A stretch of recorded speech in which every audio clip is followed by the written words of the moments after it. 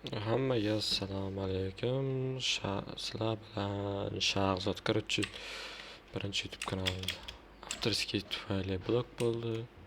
Endi ikkinchisi birinchi YouTube'da emas, birinchi bo'lgan akkauntda server ochish degan video bo'lgan edi. O'sha video hozir o'chib ketgan, chunki kanalda o'zi o'chib ketgan. Bu mer normal ekanlar. Agar kerak bo'lsa Telegramga tashlab qo'ydim buni hozir. Hop, sizlar bilan unda shu mir ochishni ko'rib server ochishni ko'rib chiqamiz. Biroq bu server hamma versiyaga to'g'ri kelib ketaveradi. Shunaqa videolar olgandim. Bo'lmasa qani ketdik. Hop, bo'lmasa bizga Aternos sayti kerak bo'ladi. Aternosga kira olamiz va registratsiya bo'lib olishimiz kerak. Yangidan registratsiya qilib qo'yaveraman.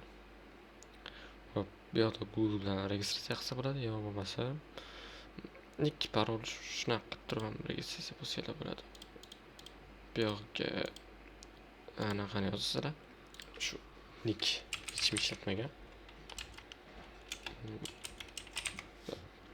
Mana shu ishlatmagan ekan. Bu yoqqa parol qo'yasizlar va next qilasizlar. Xohlasanglar email qo'shsanglar ham bo'ladi. Bu email uchun shart emas. Hop, parol qo'yib oldik. Endi sign up qilamiz. Hop, bizlar akkaunt ochildi. Endi biz tekinga 3 ta server ochishimiz, tekinga 3 ta server ochishimiz mumkin. Upgrade yoki nomini yozasizlar va Java Edition Bedrock ham ochsa bo'ladi. Java ochgan yaxshiroq.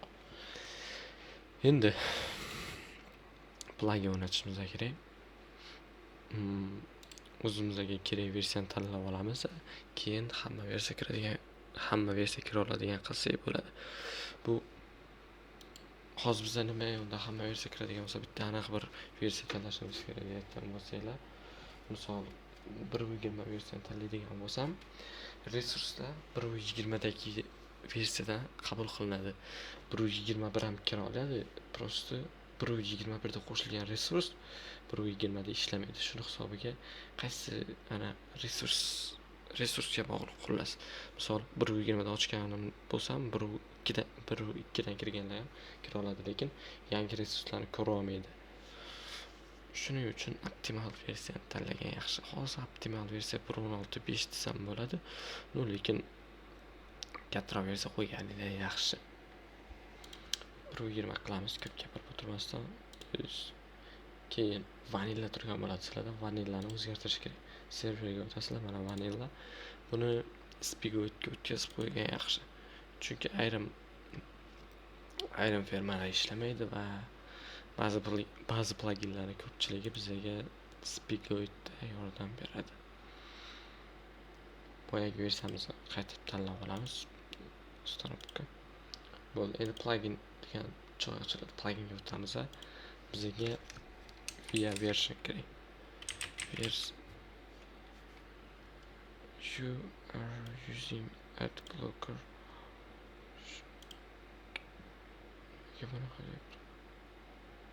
Hop, via version bizga shu versiyadan katta versiyalar kira olish uchun kerak bo'ladi. Qaranglar, mana Modring degani bor, Spigot degani bor.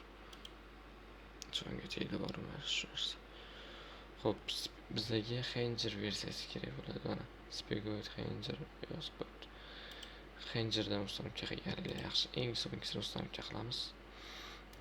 Orqaga aytamiz va VR Revint ham kerak bo'ladi. Buni ham Hangerdan o'rnatish kerak, Modringdan o'rnatib qo'ymanglar.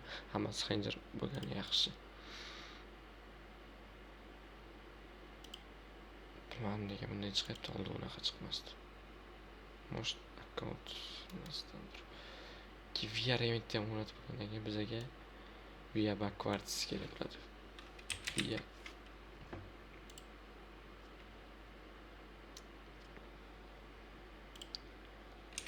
VR back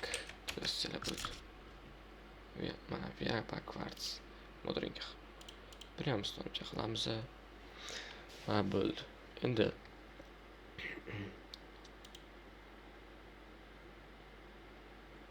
xohlasanglar o'zinglarga mir yuklab olsanglar bo'ladi bu yerdan OneBlock yoki boshqa qilib zip fayl ko'rinishida. Biza boyagi faylni yuklaymiz Telegramdagi. Fayl to'xtanglar, oldin qarab o'tishdi. Xo'p, Telegram shakqicha bir bo'ladi.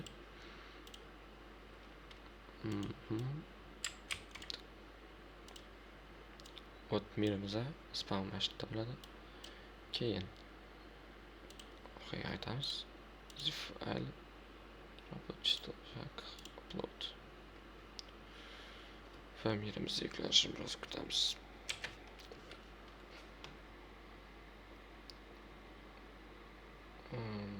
Bo'ldi, endi mir yuklar bo'ldi. Endi shu yuklar bo'lmaguncha boshqa joyga siljimaslik kerak. Keyin optionga kiramiz va bu yerdan easy'ni normal qilib qo'yishimiz kerak. Bo'lmasa вообще o'ynab bo'lmaydi. Prям moblar paydo bo'lishi qiyinlashadi.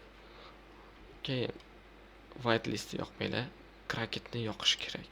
Chunki ko'pchilikda launcherdan kiradigan bo'lsa, server отказ berib kirgizmay qo'yishi mumkin. Bu yoqda survival playerlarga o'ziga tarasanglar ham bo'ladi. 20 dan ortiq odam kirmaydi baribir. Keyin bu yerda resource pack yuklasanglar bo'ladi. Va hamma narsani to'g'ri qildik. Endi serverga start beramiz. Serverimiz IP'si shak.at/28 copyright qilamiz. Menimcha men reklama bloklaydiganim yonib qo'ygan, shuni hisobiga Atenosda ko'pincha qizil yozuv chiqib qolyapti. Bir narsa emas edi lekin.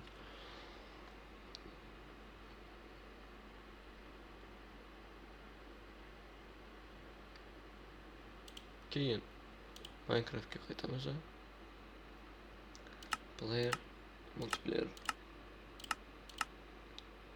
Xohlasanglar bu yoqdan qo'shilsanglar bo'ladi, xohlasanglar bu yoqdan. Direction faqat bitta serverda saqlab qoladi. Ad server bo'lsa bir nechta serverlarni saqlab qolsa bo'ladi. Bu yoqdan serverga nom ham bersangiz. Shak o'zi bu bir. Bitta IP tashlaymiz. Tamam. Serverimiz hali onlayn bo'lgani yo'q, chunki bu yoqda hali yongani yo'q. Ungacha kutamiz. Serverimiz yondi. Endi bu yoqqa kirib bitta update qilamiz. Hozir men 1.21 versiyadan kiryapman. Keyin boshqa versiyalardan ham kirib ko'rsam. Spam bo'ldik, lekin men belgilab qo'ygan joydan emasman. Prямо bu taraflarni belgilagan adashmasam. Spam ham yo'qmas lekin.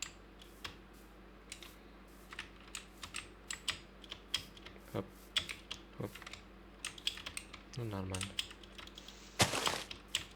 Xo'sh, endi boshqa versiyadan kirib ko'rsataman. Xo'p, hozir men 1.12.1 versiyadan kirmoqchiman. Hozir yuklab olay. 2 minut ketadi. Xo'p, 1.12 versiyani yuklab bo'ldi. Endi kirish kerak hozir. Hop.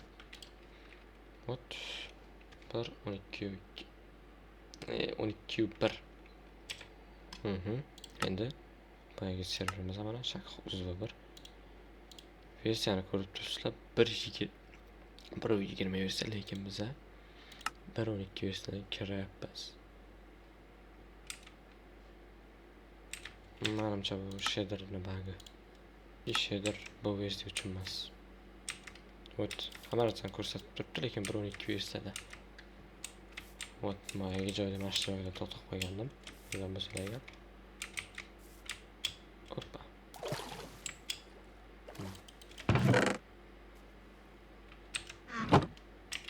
Ko'rganingizdek, har xil versiyalardan kirsanglar bo'ladi. Tugadi. Shu joyda edi. Bilasam, sizlar bilan Shahzod va bu Shakcha YouTube kanali uchun edi. Bilasam videomiz tugadi. E'tiborli uchun rahmat.